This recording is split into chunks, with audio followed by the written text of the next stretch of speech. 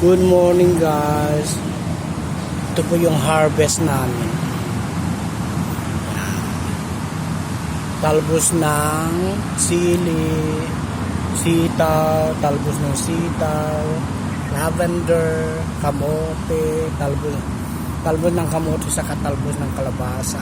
Ito pa. Tararara. Yan. Diba, blessing. Thank you for the blessing. Diba? Pag samasamahin ko dyan sa hindi ko alam na luto. Basta lagyan ng bagoong tapos. Kung ano lasa niya at lumabas na masarap, bonggang. Diba? Ito pa yung...